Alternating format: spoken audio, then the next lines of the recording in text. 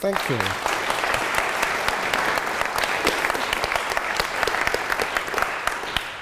Thank you. When I was asked to join this debate, I really wasn't sure what side to be on. I think I'm even more confused now. We've heard about rebuilding empires. I think Luke has changed the motion from building an empire to rebuilding an empire. Does that count as building an empire? Perhaps we should have a point of order on that. Andrei's also talked about rebuilding an empire and interchanged Russia and the USSR. It's all the same, we're told. The one thing I am certain about on this motion is that it's too extreme. If you were to ask me to take sides on a motion, is Putin a very bad thing, I'd have no doubt to agree with that proposition. If you were to ask me, is Putin and his regime a threat to Western values, I would have no doubt what side to be on. The problem is, I don't accept the proposition of building an empire, which I think we have to take in definitional terms from Molly's political, classical sense of what an empire is, and reject it precisely on those terms. I'm not prepared to debate whether he's trying to rebuild the Soviet Union. It's impossible to do. The Baltic states obviously are nervous, but they are part of NATO. They have 40% Russian speakers in parts of them. If he wanted to build an empire on the basis of these co-Russian speakers, he would have done so a long time ago. We cannot descend, as so many in this debate have done, to Russophobic stereotypes. One speaker from the floor went back to the forged testament of Peter the Great to argue, like George Kennan or the Marquis de Custine in the 19th century, that because Russia's an autocracy and not a democracy, well, we might not like its type of democracy, but actually Putin's popular. And he's won a vote. You might not like the vote, you might not like our vote, but he won a vote.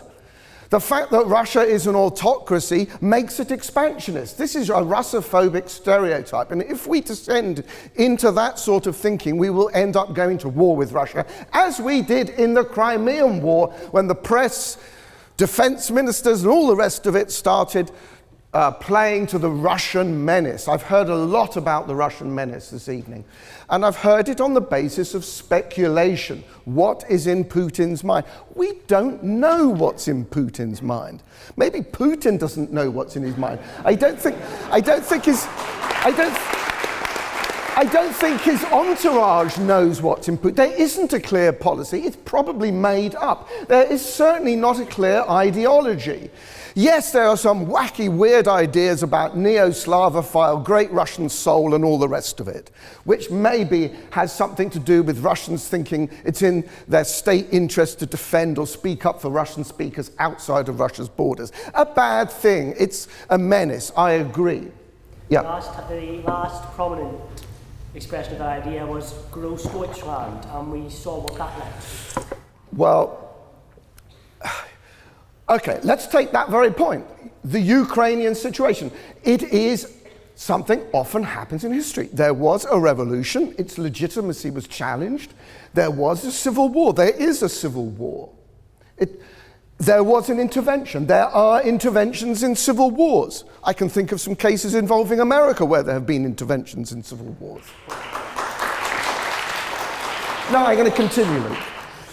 I'm not going to keep stepping away. Yeah, so my problem with the motion would be that I don't see empire building other than on the basis of speculation, thinking we know what Putin is planning. We don't. We have to judge it by his actions. They're not great, but in the Ukrainian and Donbass and even the Crimea situation, look, it's murky. It's not good. I'm not condoning it. It's bad, and lives are being lost, and there is a ruthlessness on the Russian side about expending lives, which we know about. But to extrapolate from that, as our defense minister did, I think completely irresponsible. And actually, I was almost going to make a point of order, because I read David Cameron's interjection on that today as actually rebuking him for his alarmist comments. What evidence do we have that Russia is threatening to invade the Baltic states? We don't have any. Go on. Are those actions firstly expansionist and secondly violent or not? Which actions? that you said these actions that we're judging Putin by. You said we must judge him by his actions in order to assess whether he's building an empire. No, I'm saying, no, I condemn Russia if we are to take our own security forces and American intelligence points about Russian incursions into Ukraine. I condemn that, as anybody would. All I'm saying is I see this as a civil war situation, of which there have been many in history, and I see this as not substantial enough to then start making alarmist comments about all the other possibilities. But the point I want to make is that Russia isn't strong and menacing, or it could, okay, it's not strong, it's weak. It's weak. Russia is weak and it's paranoid. And it sees, it's been going on and on and on about NATO expansion since NATO began to expand onto its direct borderlands in 2004. And it sees what happens in Ukraine, for better or worse, in this paranoid fantasy it has, as basically Maidan being full of American proxies, it being about regime change, which actually, there's something about that. And they're fed up with the double standard, which they see it's okay for America to invade Iraq. That's the defense of democracy. When Russia asserts its interest in its spheres of influence, that is, the new Cold War. That is its, let me just finish, I don't have that much time left. That is its mindset. That is the mindset we have to deal with. But that is what I would call extremely aggressive defense. Paranoidally aggressive defense, maybe. But I don't see that as expansionist. Unless, we take, what Molly was talking about in terms of empire building seemed to me actually about what you were saying about the Eurasian Union, about the influence of the church, of codes, Russian speakers. That's an informal empire. That's about a sphere of influence.